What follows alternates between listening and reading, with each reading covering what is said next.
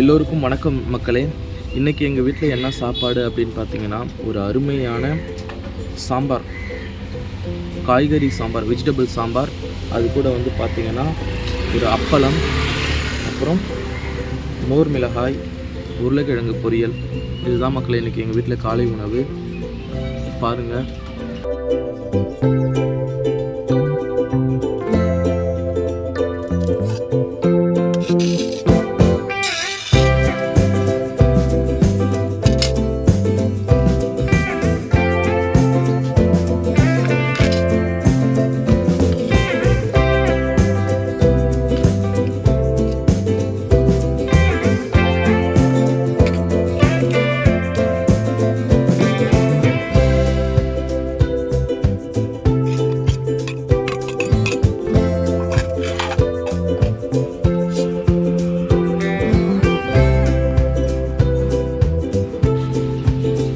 மறக்காமல் சேனலை சப்ஸ்கிரைப் பண்ணி எனக்கு சப்போர்ட் பண்ணுங்கள் மக்களே. வாங்க சாப்பிட்லாம்.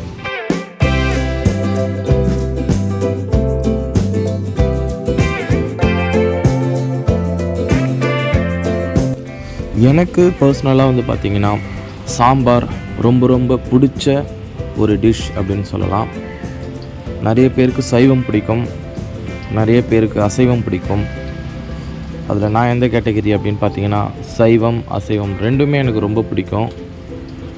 அதுலேயும் சைவம் பிரியர்கள் நிறைய பேருக்கு வந்து பார்த்திங்கன்னா ஸ்பெஷலான ஒரு குழம்பு எது அப்படின்னு பார்த்தீங்கன்னா சாம்பார் அப்படின்னு சொல்லலாம். ஸோ எனக்கும் சாம்பார் ரொம்ப பிடிக்கும். எங்கள் வீட்டில் பார்த்திங்கன்னா இன்றைக்கி பருப்புலாம் போட்டு சும்மா அட்டகாசமாக வச்சுருந்தாங்க. அது கூட இந்த மோர் மிளகாவும் வச்சுருந்தாங்க. இந்த மோர் மிளகாய் வந்து பார்த்திங்கன்னா கடையில் வாங்கினது தான்.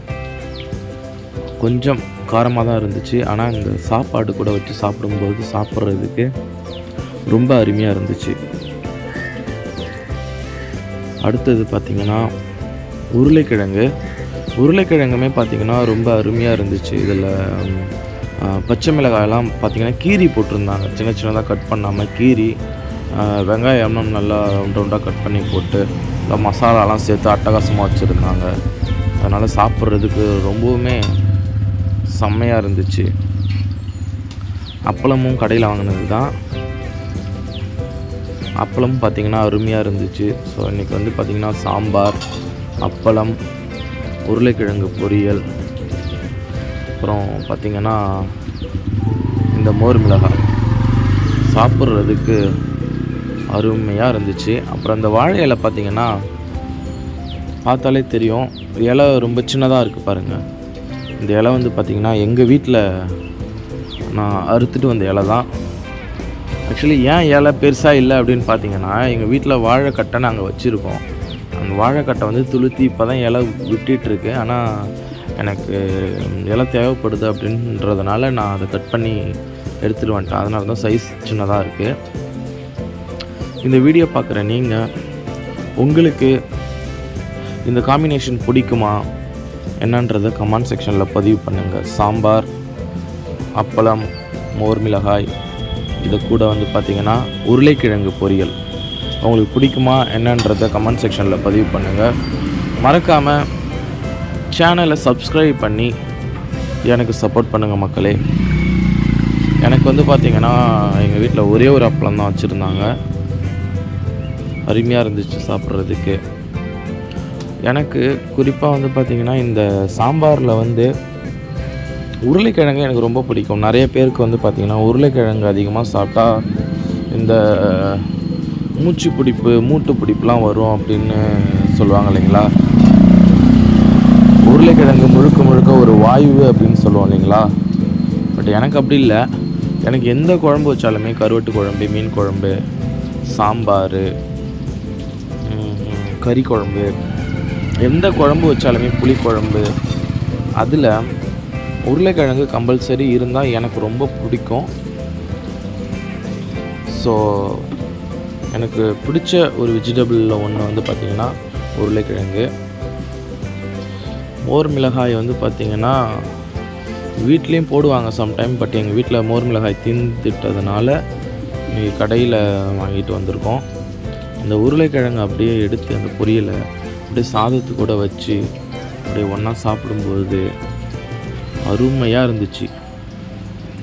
மக்களே, இந்த வீடியோ பார்க்குற நீங்கள் ஒன்ஸ் அகெயின் மறக்காமல் என்னோடய சேனலை சப்ஸ்கிரைப் பண்ணிக்கோங்க. அப்புறம் சொல்ல மறந்துட்டேன், இந்த சாம்பாரில் வந்து பார்த்திங்கன்னா உருளைக்கிழங்கு மட்டும் போடலை, முள்ளங்கி போட்டிருக்காங்க, கத்திரிக்காய் போட்டிருக்காங்க, குறிப்பாக வந்து பார்த்திங்கன்னா கேரட்டு போட்டிருந்தாங்க.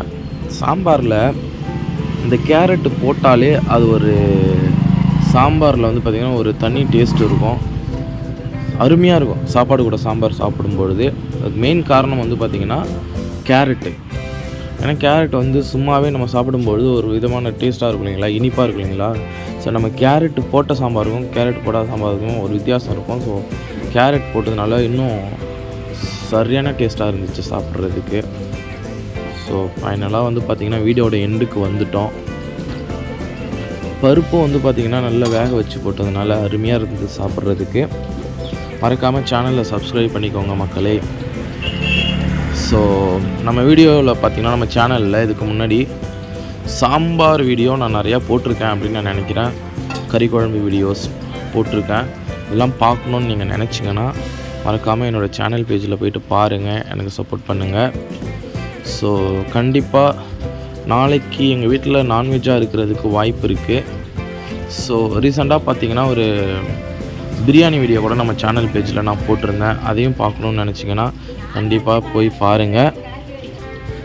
மறக்காமல் சாப்பிட்டு முடிச்சிட்ட மக்களே, வீடியோட எண்டுக்கு வந்துட்டேன். ஸோ உங்களுக்கு இந்த வீடியோ பிடிச்சிருந்தா சப்ஸ்கிரைப் பண்ணிக்கோங்க. தேங்க்யூ ஃபார் வாட்சிங்.